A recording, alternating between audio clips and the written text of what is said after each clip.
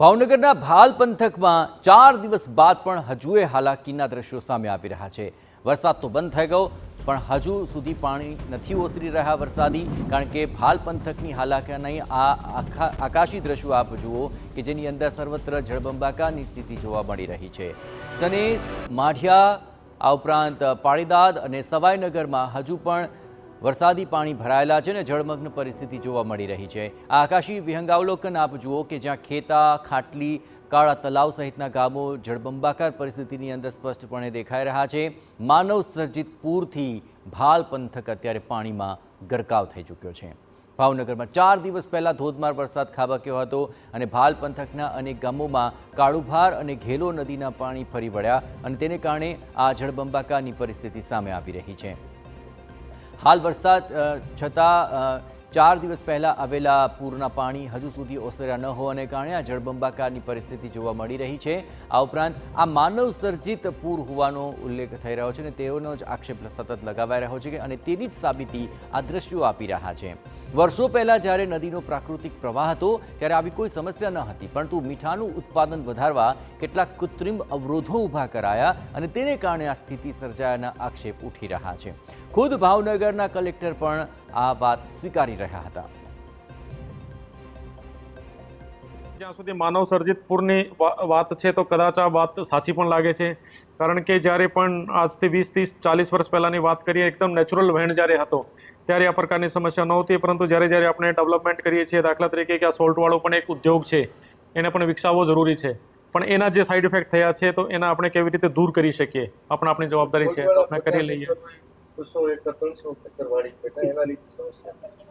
આ પણ એક કારણ હશે સમસ્યાનું, હું ના નથી પાડતો, લેકિન એની પણ DLR તરફથી, બાયસેક તરફથી અને જે પણ આપણી પાસે ગૂગલ અર્થ વગેરેની આપણે હેલ્પ લઈને અને ખરેખર એનો કબજો કેટલી જગ્યામાં હોવું જોઈએ અને ખરેખર કેટલી જગ્યામાં કબજો છે એના આધારે એના ઉપર પણ એક્શન લેવામાં આવશે। મુદ્દો એ છે કે સમસ્યાનું નિરાકરણ ક્યારે? મીઠા ઉદ્યોગને વેગ આપવા પ્રયાસો કરાયા, પરંતુ તે હાલ ગ્રામજનો માટે મુસીબતનું કારણ બની ચૂક્યા છે।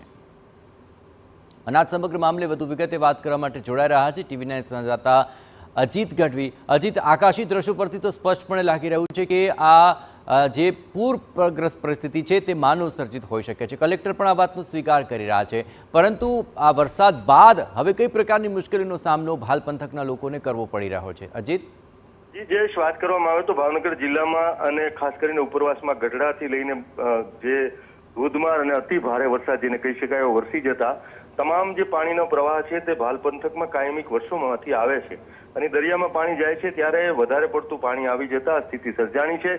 પરંતુ આ સમસ્યા આજકાલની નથી, વર્ષોથી છે। ત્યારે જે ભાવનગર કલેક્ટરે જે વાત કરી કે આ માનવ સર્જિત છે ત્યારે મીઠા ઉદ્યોગ પણ જરૂરી છે, ચોક્કસપણે મીઠા ઉદ્યોગ જરૂરી છે, ત્યારે તંત્રએ, સરકારે એવી પ્રકારના આયોજનો અને વ્યવસ્થા કરવી જોઈએ કે ઉદ્યોગ પણ સચવાઈ રહે અને આ જે ગામના લોકો છે, ખાસ કરીને પાળિયાદ, સનેસ, માઢિયા, સવાઈનગર, આ લોકોને જીવવું કેવી રીતે સવાલ ઊભો થઈ ગયો છે, કારણ કે અહીંયા બધા જ એક ગામની અંદર મોટી વસ્તી રહે છે, કોઈ ગામમાં 1000 માણસો, 2000ની વસ્તી છે। આ સિવાય પશુપાલક વ્યવસાય સાથે જોડાયેલા છે, મોટી માત્રામાં હજાર પશુઓ છે, ગાયો છે, ભેંસો છે, ત્યારે આ લોકો ડૂબી જાય અને એથી સૌથી મોટી જે વેરાવળ કાળિયાર ઉદ્યાન આખું મોટું સેન્ટર આવેલું છે, 3000થી વધારે કાળિયારની હરણોની જે જાત છે, પ્રજાતિ છે, તે ત્યાં વસે છે। એ બહુ મોટું ગુજરાતનું ગૌરવ છે। આ પ્રકારની જે ભૌગોલિક વ્યવસ્થા છે ત્યારે આ પ્રકારના પાણીના વેણ છે તેનો નિકાલ થવો જરૂરી છે। અત્યારે હાલની અંદર તમામ લોકો જે પાણીનો નિકાલ થવો જોઈએ જે માત્રામાં તે થઈ રહ્યો નથી, ઉપરથી જ્યારે વરસાદ થાય ત્યારે મોટી માત્રામાં આવે છે અને આ પ્રકારની સમસ્યા સર્જાય છે। બિલકુલ અજીત, આ તમામ પ્રકારની સમસ્યાઓ પર આપ નજર રાખતા રહેજો તો આ આકાશી દ્રશ્યોમાં સ્પષ્ટપણે આ સમસ્યાનો ચિતાર દેખાઈ રહ્યો છે।